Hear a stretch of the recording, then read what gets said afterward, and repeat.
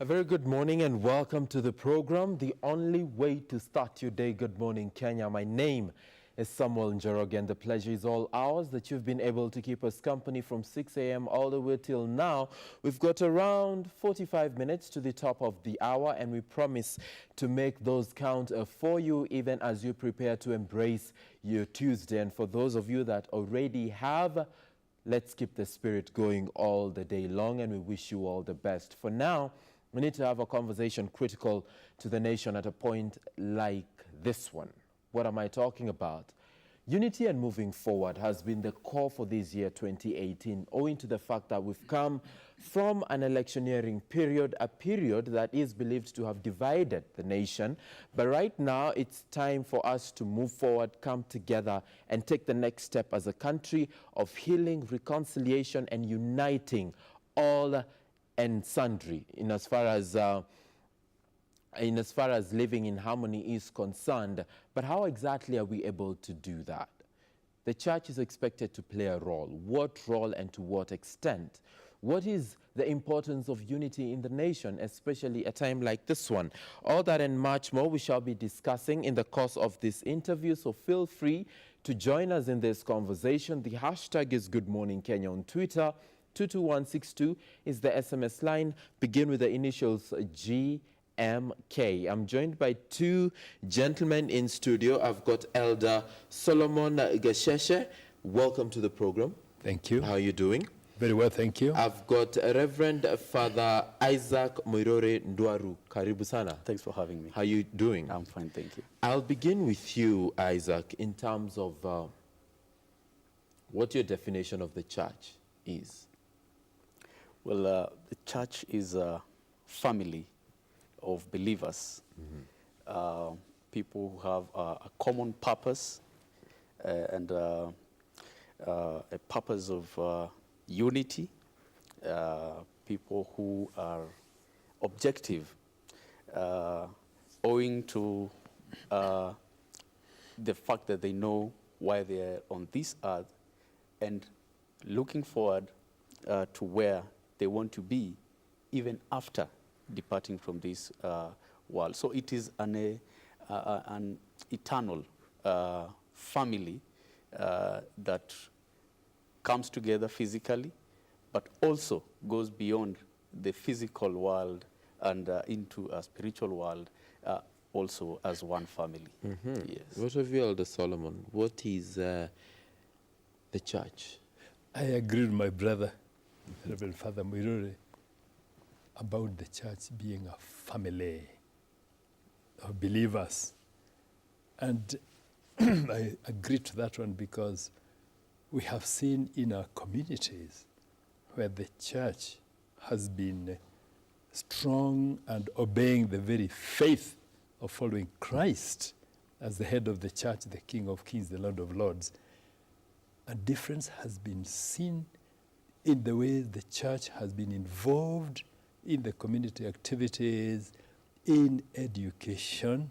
Schools have been started actually in the history of Kenya that we know very well. The health services, the medical, the hospitals. We have church hospitals so that the church is not a body out there, but it is within the community as a family, but becomes a family of believers in that they are united in the fact that they believe in the supremacy of Jesus Christ. So that's the church. We are not different from anybody else. We are part of the family, but then because of the very specific faith in Christ, then that's where the name, the church, comes in. Reverend Father Isaac, if you're to look at the issues of concern, issues of priority to the nation, in as far as unity is concerned, which ones are they for Kenya right now? Well, looking now at the Kenyan society, I believe that the number one thing is healing.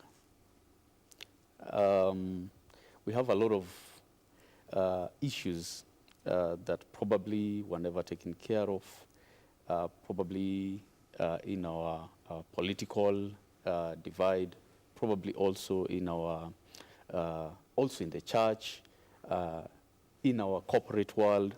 So looking at the whole society, also in our families, there are historical issues. So for me, healing is the key thing. And probably the challenge will be where to start, who to start, because it's almost like we have a society that is ailing. And so, but I know as a believer that there is somebody, probably it's a matter of time, there's somebody or there's an organization or God has set apart an initiator towards the healing. I really avoid, I like healing because it cuts across issues like justice. We have heard a lot from different kind of leaders that we need to start from justice. But you see, justice has also, it is multifaceted. You may be calling for justice, but probably you're looking at justice from a retributive perspective, whereby, of course, somebody did wrong, probably many years ago, but when you call for justice after that long time, you find that you're going to hurt people who are not involved in that decision, a different generation. So again, it is a good call, but it raises a lot of questions. That's why I say healing is the first, for me, the first step that we need to really look into for this country to foster unity. You say there is a challenge in terms of where to begin and who to steer that conversation. Maybe Elder Solomon could help us figure that out. Where we begin? Yeah. I fully agree about the need for unity, yes, because of society ailing. I also believe, like we are Christians, that Christ's love compels us to continuous and constant change and reformation. This way I need to begin at that one of love, because we talk about the wellspring of God's love overflowing and breaking walls of disunity and hate, and building walls of unity and love. If we don't start with the love of Christ, but go with our own selfish positioning, whatever we need, we may not end up well. But if we started with that unity in love, because when love comes, it makes a very big difference. You know, when we come to KBC and see how they are offering us the opportunity to share our ideas with the Kenyans, it's a sign of love. If you did not love us as the church, then you wouldn't have us close here. We want to put as a word. So if we begin by that idea of unity and love, if love comes in, because you say love come, Jesus is the one who is love, and he's the way, the truth, and the life. So when the question of love comes in, it brings unity. Loving one, not because of anything, regardless where one comes from, regardless of his status, because we cannot be the same. It would be boring. If everybody is the same like the other, it would be very boring. Yeah. It's a beautiful thing to be different views, different everything. Even as we view politics, as we view business, we come from different angles. Although our focus, like Christians, our focus is Jesus Christ, from different angles, we see things differently. So we have all the reasons to fight, to have friction. But when there is love, we appreciate your point of view, because you see from a different angle, you appreciate mine, I appreciate my pastor's view. And then that enhances that love. When we begin with that love, taking away selfishness and bringing in love, it will bring unity. This is to go across everything. Come from the home, the husband, the wife, and the children. Come from the marketplace, come to the church, come to business, come to whatever. Like here you bring people. Just before we came in, we saw ladies talking about women issues. We love them. Now here you have called us to talk about Christian unity. That is very important. So with the love that brings unity, I believe that's where to begin and take away our differences and know this is our country, this is our land. We belong to Kenya and we want good of it. You're different. You contribute in your own way. I contribute mine. And then when we are loving one another, we will get united and move on. The problem is that we dwell on our differences so much that we've missed the point, because I want my focus only. Who is to begin this entire process of spreading the love and making, you know, that warm embrace for all and sundry to come and feel comfortable in? Who exactly is to begin this conversation, this initiative, Reverend Father? Like I said, that is one of the challenge. But I believe that, like my elder has said, everybody is unique in the diversification of our society. And I believe that other than looking at it from the national perspective, or from the, if it is in the church, from the parish perspective, we can start from where we are, the space as an individual. Individuals can take initiative. And as my elder again rightly said, love. And this thing called love, I mean, it has changed meanings. But I want to emphasize on the divine love, which can be emulated from God, the creator of heaven and earth. You see, when he brings rain, it goes to the ocean and to the deserts. I mean, love that is unconditional. So there are people, that's why I said before, God has set people out there. It's only a matter of time. Probably they start believing in themselves. They understand this world and they understand themselves fully for them to take initiative. There are leaders already who are trying to do that. Those who have, are in the process of doing the same. Probably we are looking at it from a very big, wider perspective, and probably that's why we cannot see it. And that's why we still clamor for unity. But I know from our little spaces, from our family, let us take initiative. Let us teach these children whom we are raising. Even if you don't have a family, but you live in the midst of people, start talking positiveness, people to have positive attitude, even in the midst of whatever challenges. Let us take this initiative from the divine love, because we are all created by God. I mean, I know it is an emotive subject. Very. Yes, there are Very. those who don't believe, but we say that we have come from somewhere. And if there is an energy or a force or even a supreme being that is responsible for what we see and who we are, we owe it to him or to that force, whatever you'll call it. That for us, we call him God. And I know we are the people who believe in God probably are many. And I'm not saying this so that they can look down on those who don't, because everybody, as my elder has said, has their own opinion, which is right from probably where they come from and the circumstances that they are within. But the key thing is, let us start small. We start small, and then we grow, and then it is if we are genuine. And this is the emphasis. I think my pastor has brought in a very important point. Yes. About who they take the initiative, who. And this is crucial, because where our pastor is saying that we all have to take the initiative of loving one another, we also must remember we have to take our responsibilities and act accordingly, because these issues of love have to be practical. People have to see it, not just to hear said, but to see it. We have leaders. We have pastors, like Reverend Moiruri here.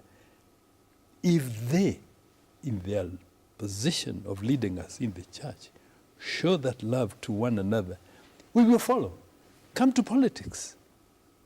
People are looking forward to the people they elected to Parliament, to Senate, where if those people there practice love, it's going to go all the way down. But if we don't practice love in our levels as leaders, even for us as church elders, even for our ministers, and for those who have elected in politics, if Kenya goes to fightings, then we would seriously want to blame the people we put in leadership positions, because we normally follow them. We follow our leaders. We elect our leaders and follow them. If they tell us to go places, we go. If they tell us to do something, we do. A lot of influence comes from the fact that God has placed you in a position of leadership. From the house, there's a husband. If he goes drinking the money instead of loving his wife and sharing the wealth with the children and have a united family, then it goes to the community, and it will be like that all over. So I feel the first and foremost initiative in bringing in unity is love that is practiced and shown by our leaders, those we have elected in politics, those you appointed as CEOs of corporate world. They must show their love with their management there. And then the workers and the other people will follow suit. Like, I remember I've been in sports ministry for a long time, sports evangelism and the Olympic Games chaplain. And we have seen the stadium when two football teams are playing and one is tripped by the other. And he lifts him up, an opponent, and they continue with the game. What happens with the spectators is that they behave in the same way. But if those players there, one is tripped and then hits the other one, and there's a fight in the field, what happens with the spectators? They will fight one another, because he is supporting green, I'm supporting red. And so if the red hits the green, then I'm the red, and then I'll start. So you find there is a stone throwing, there is what, because those who have been picked, God's talent as players, they should show love there, so that when you're competing, you are trying to outdo one another in love. There's not hatred.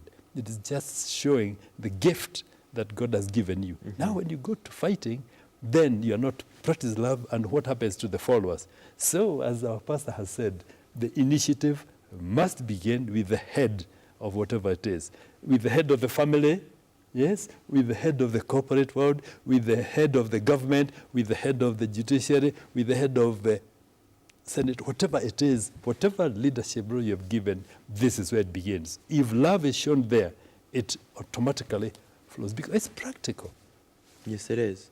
And it should be practical. However, Reverend, what's your take on the credibility of the voice of the church when it comes to matters affecting society? Yes, this is a question, and I'd like to say it is an age-old question. It is a question that has been there since inception of the church, when the church was looked down upon way back in history, and when the church grew to be almost, I would say, a superpower that would call the shots even in the political world, and it became a global power as well. I think people are coming from that historical perspective where the church was so powerful, and the issue of church and state became very eminent during the time of Reformation. And it was almost like now people were feeling as if they are coming out of this big institution that controlled a lot of things. And I understand the hope is still there.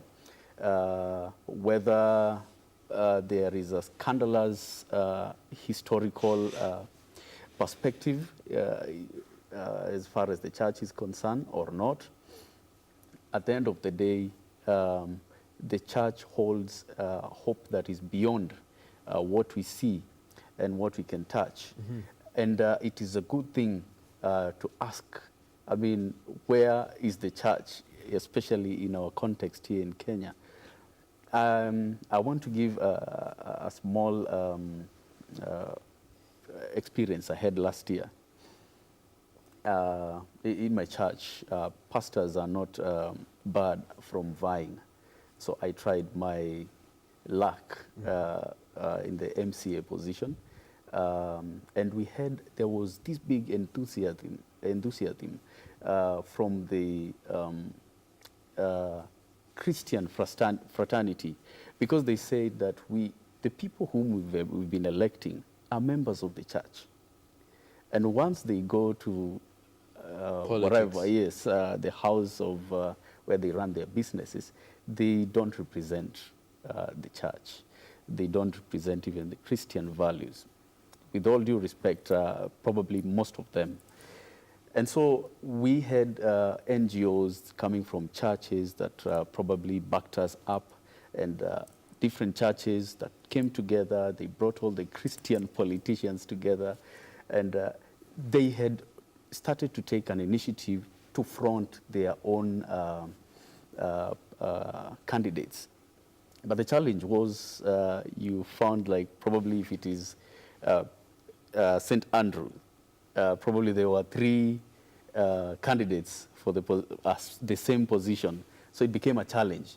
And at the end of the day, whatever the church had set out to do in matters politics last year, it became a challenge. And so it was business as usual. But the hope, again, I want to emphasize, it is an important thing that the church has a role to play, and it has played her role articulatively. It's only that probably whenever we talk about the church, we are expecting a singular leader to speak on behalf. But then again, the problem, that's why we're here to speak about the Christian unity. We have different voices in the church, but these are as far as the human enterprise of the church is concerned, but the spiritual enterprise. And this is where probably whoever will be asking that question should come from. The spiritual aspect of the church is still one, and we still have one voice, which is the voice of God. And the hope has never changed. Like the love as it was in the beginning, it is still the same. So, I mean, they should, if you want to confront the church, start from there. Because if you start from down here, what we see, and you'll be disappointed. A lot of people have left the church because probably the church has not done what they would have wished the church to do. But that is as far as human enterprise of the church is concerned. Yeah. Human enterprise of the church. Yes. It, however, happens to be quite huge. Yes. And most often than not, it ends up influencing the decisions that are made. We sort of have the spiritual enterprise take a back seat and watch human beings quite literally run the show. However, Elder Solomon, be that as it may, how would you compare the voice of the church in the 21st? No, actually, let's even look into this year, 2017, 2018. How would you compare it with the same voice of the same church 20 years ago? What has changed? What has improved? What has deteriorated? I have a very strong feeling that a change for better has come. I'm glad I'm sitting next to my pastor, Reverend Miruri, who was a candidate for MCA. And we supported that because when we talk about elected members, we talk about people of integrity, people who are honest, people who will not entertain corruption, who will deal with the issues in the right way, not stealing the money of the government or anything. Those are the people we want, and that's what is civic education in Kenya. It's talking about men and women of integrity. And our experience is that our church people have proved to be men and women of integrity. Meaning, these are the people I would wish are put in, because what we want is a people of integrity. This question of corruption has been spoken about as a fact in the country. Or almost all of us have been involved in issues where corruption has come in and things have not gone well. Reason, some of our leaders are not people of integrity. What change I see is that, I remember when we were young, there was a statement that politics is a dirty game. And Triji, the church has changed completely. Politics is a clean and the most important game in any country. You cannot get a government in any other way. That's politics. Politics is supposed to put in position men and women of integrity. And the church is there now. And that's why we have had these people in the church coming. We have even some elders who have resigned from their position so that they can vie for this. We have had pastors doing this. This is healthy, so I can say the church has changed. Politics is no more a game of a dirty game. It's a clean game, important game that must be put in. And the church is preaching that and encouraging people of integrity to vie for all positions. And if that happens, and we get people of integrity, then our country will change for better. That change is very clear. I have seen it, I have experienced it when we were taught it's a dirty game, politics. And now our ministers, our elders, our deacons are going for positions of leadership. And this is changing Kenya.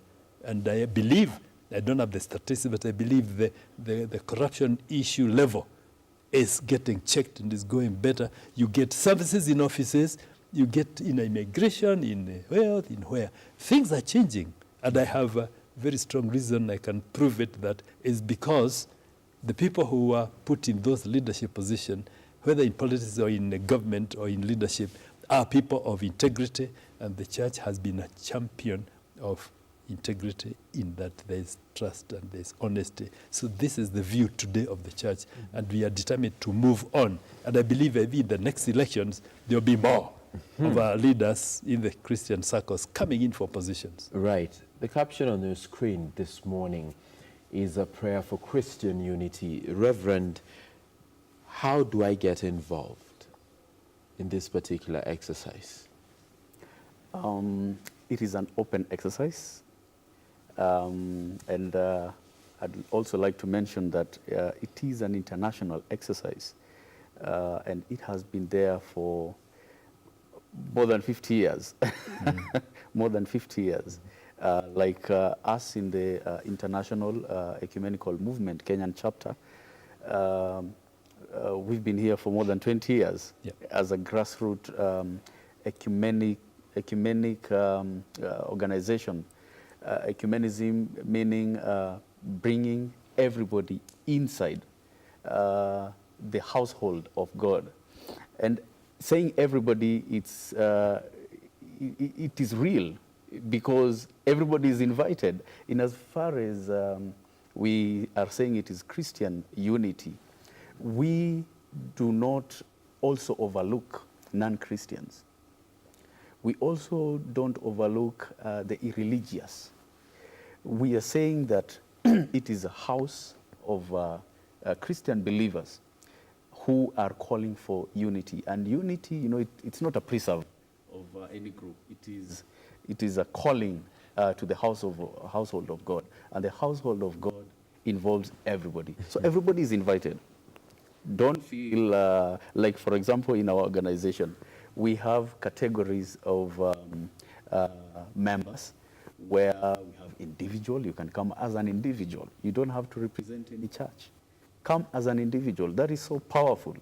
I mean, as an individual, it means anybody. As long as you are open-minded, where you can, because we are also open-minded people who are calling for unity, are ready for anything.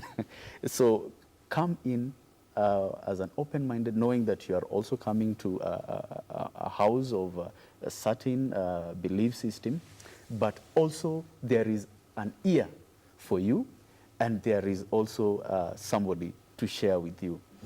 And probably I will say, though my elder is well endowed in that, he'll give a lot of information about IEMK.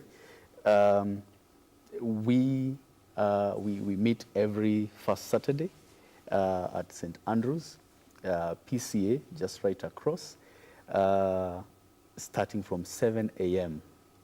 every first Saturday. So anybody is welcome, yes. And we also have our website. You can go through our website, and also, I mean, it is open. It is out there for everybody. And this prayer for week of prayer for Christian unity, this time round as IMK. Last year we had it right across here at the Lutheran.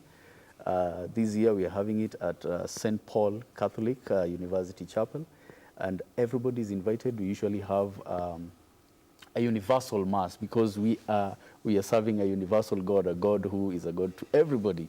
Those who know him, acknowledge him, and those who don't. We welcome everybody to that service. It normally begins from 3 p.m. And it is so practical. It's not just, as my elder said, not just words. We practice. If we have a subject like this this year, we are really emphasizing on the hand of God with reference from the Caribbean slaves who have gone under 4 or 5 superpowers from the Britons to the Spaniards, for them to be moved from Africa to Caribbean, and then how they fought their way out for freedom of worship. That is the reference we are taking. And also, it is a very relevant, it holds a very relevant message for our country, coming from the bondage of political injustice. And also, there are people who out there also who say the church has not done this and that.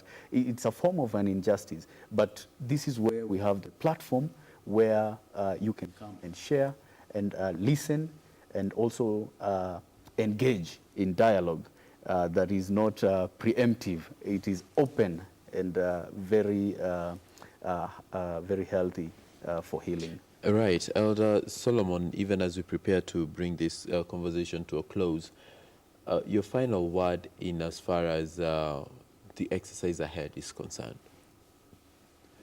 Yeah, the first thing to say is, following the earlier question about the invitation to be part of this, we need to understand that the church is not a place of holy men and women.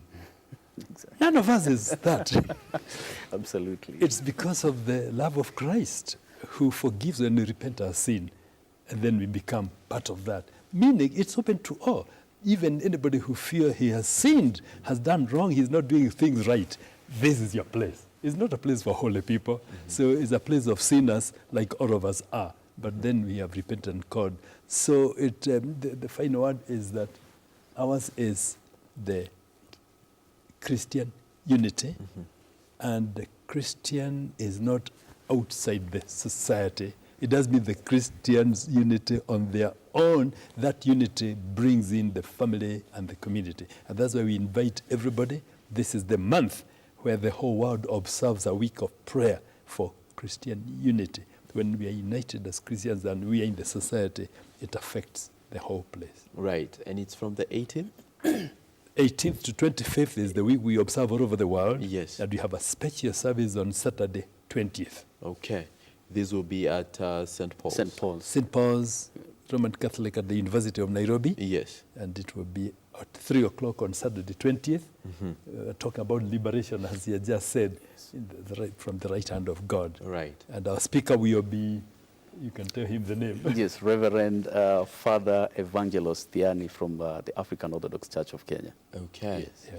We can only wish you all the best. And also, if in the event someone is not able to practically make it to the event, you can pray wherever you are. Exactly. Just observe the week 18th to the 25th. And unity. And make sure that among the things you pray for, Christian unity is one of them. All I can do for now is wish you, Elder Solomon Gasheshe, and Reverend Father Isaac Miruri all the best, and the entire congregation as you look forward to that week. And thank you for watching the show. We bring this conversation to a close. Safin Achieng, Martin Mwanje, and myself will be right back to wind up Good Morning Kenya. Keep it right here.